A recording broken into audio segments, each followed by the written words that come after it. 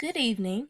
My name is Chantress Riggins Gates, and my presentation is on the effective practices in assessment for kindergarten students.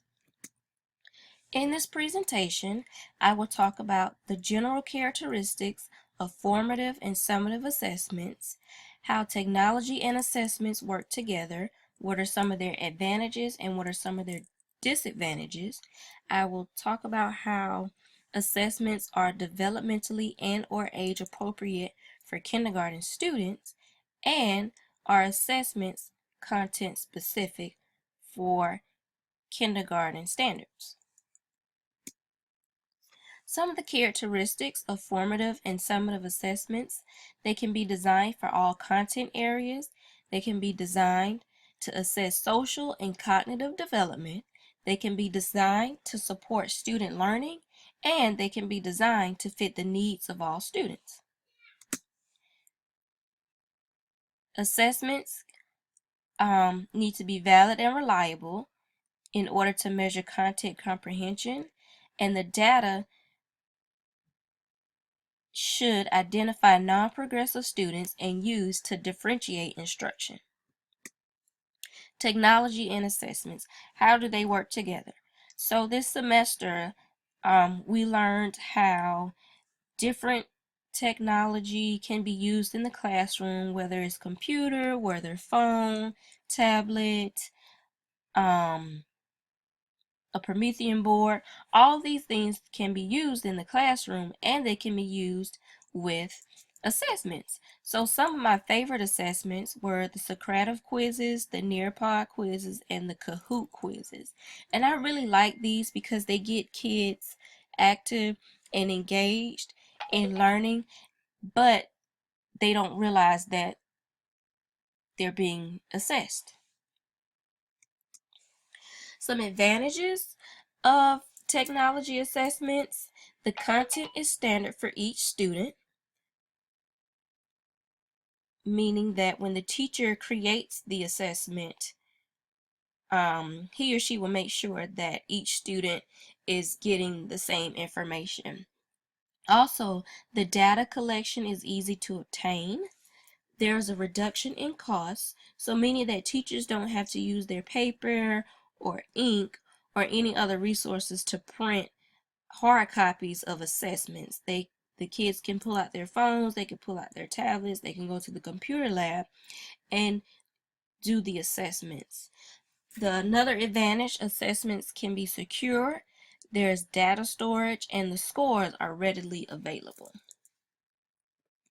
Some disadvantages: there is a higher initial purchase cost for purchasing some of the more sophisticated assessment tools.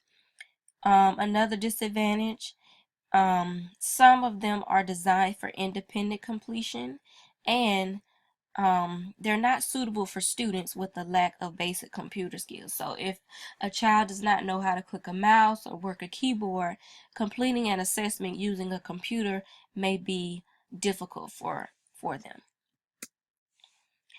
Are technology-based assessments developmentally and or age appropriate? In one of the articles I researched, they said that assessments are age appropriate for even the youngest learners, ages 5 and 6 or kindergarten age. The three principles that they talked about in the article: assessment should be a continuous process, assessments should be a comprehensive process that involves multiple formats that yield information on diverse learning, and assessment should be an integrated process with learning goals and instructional periods. For example, the assessment for learning. Are assessments content specific? Yes, they are. They can be if the teacher decides to create it. So I chose a kindergarten standard, which reads ELA GSE KRF4. Read common high frequency words by sight or sight words. For example, the, of, to, you, she, my, is, are, do, does. Read emergent reader text with purpose and understanding. So I did an example of a formative assessment. I did a sight word hunt.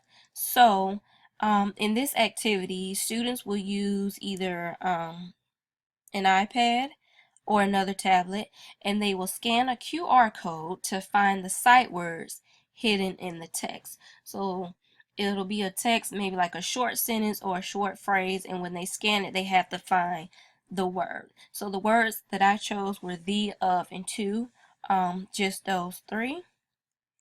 So now it's your turn. So if you want to pause the video here, you can scan each of the three QR codes and find the sight word that was listed on the previous slide. You can find that in one of the phrases.